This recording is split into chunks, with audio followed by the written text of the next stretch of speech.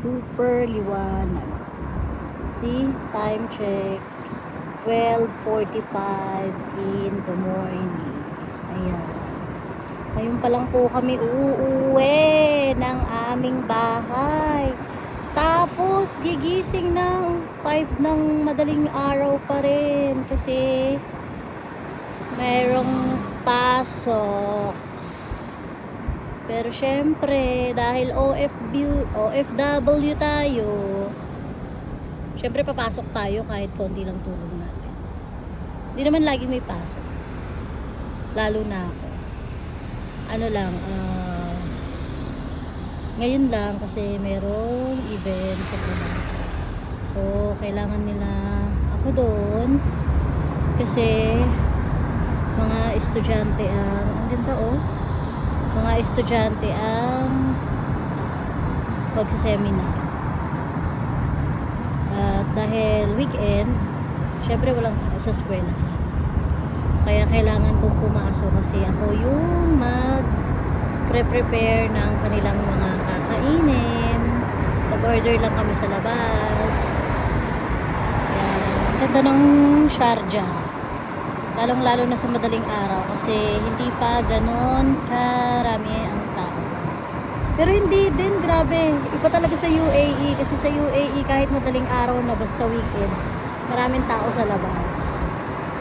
Ayan kung nakikita ninyo. Ang daming sasakyan sa labas.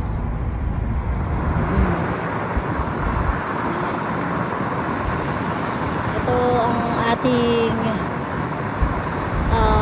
hindi ko masasabing first gala of the year kasi nag New Year kami sa labas. Another gala na may kasaysayan kasi naghanap kami ng libreng ulam at hindi na namin yun bibilin pa sa tindahan or sa bilihan ng mga isda. Konting sikap-sikap lang, sipag-sipag lang para mayroong ulam.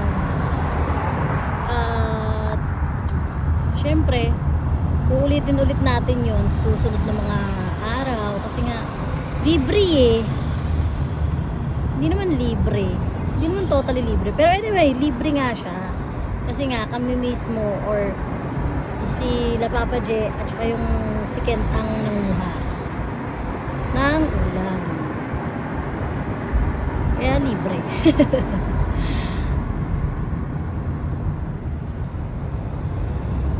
Kaganda talaga. Runabout po yan ng Sharjah. Nasang lugar tayo? Papaalkan pa rin to, no? Tapos we're going to Ajman from here. Dadaan kami ng Rola. From Rola dadaan kami ng Sharjah Beach o Sharjah Corniche.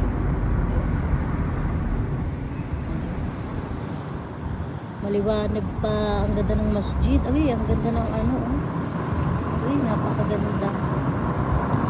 Mabiyayang araw para sa ating lahat. Bye guys.